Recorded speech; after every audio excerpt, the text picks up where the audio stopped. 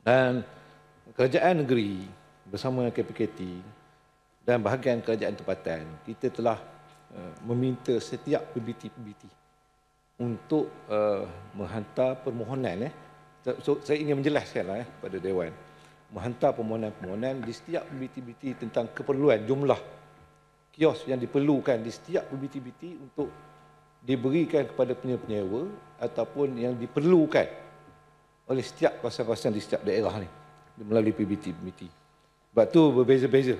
Di Temerloh saja permohonan yang telah dimohon oleh pihak PBT adalah sebanyak 113 kios yang mohon. Di mana daripada 113 ni 93 telah pun diserahkan kepada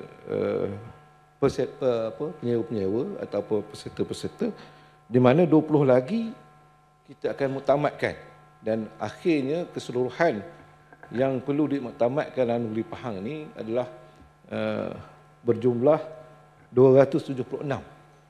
20-nya di Temerloh, 276 ini akan dimuktamadkan pada bulan Mei 2025 tahun ini. Antara tujuan utama kita mewujudkan kios ni adalah untuk menggantikan kios-kios, contohnya kadang-kadang kios yang lama-lama, kios kayu yang dibina menggunakan atap yang tak tentu, dindingnya. Jadi dengan mewujudkan kios-kios yang baru ni, lebih memberikan satu nafas baru dan satu keindahan kepada setiap PBT dengan adanya kios yang lebih tahan lama dan juga kios yang cantik lah, untuk dipandang.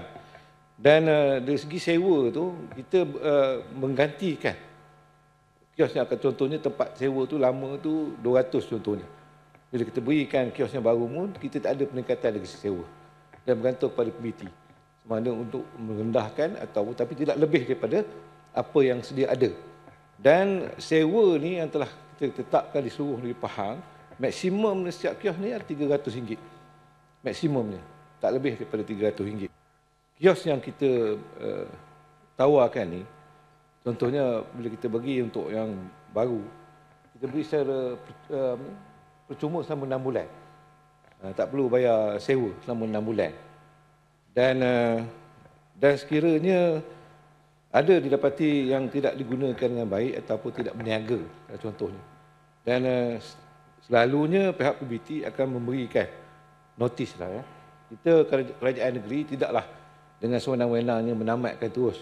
Sekiranya tak berniaga tu terus kita tarik balik. Bukan. Kita mencari sebab dan tunjuk sebab lah kenapa peniaga ini tidak dapat berniaga dan mengambil tindakan-tindakan yang tertentu, yang mengikut aturan-aturannya supaya tindakan yang sesuai dapat diambil kepada peniaga yang tidak menjalankan perniagaan apabila ditawarkan dengan kios yang terbabit ni. Jadi menjawab soalan yang kedua, berkenaan dengan sewa ni, pihak yang berhormat bolehlah mengadakan merujukkan tentang bantahan ini ataupun aduan ini kepada pihak kerajaan tempatan supaya diambilkan tindakan yang sempurna. Dan sebelum ini pun kita tidak menerima sebarang aduan mengenai kadar sewa ini, dan kita tertakluk kepada bidang kuasa di pihak PBT yang sentiasa menjalankan kajian dan juga maklum balas daripada peniaga-peniaga di setiap kawasan-kawasan PBT masing-masing. Dan walau bagaimanapun, berhormat daripada Tioman bolehlah membincangkan perkara ini di pihak PBT, dan di pihak PBT juga kita ada ahli-ahli majlis yang telah kita lantik supaya dapat meneliti dan menilai setiap keperluan ataupun masalah-masalah dengan kerajaan tempatan di kawasan masing-masing, dan akan dibawa dalam mesyuarat penuh PBT yang akan diadakan setiap bulan, dan tindakan sesuai bolehlah diambil mengikut kesesuaian. Terima kasih.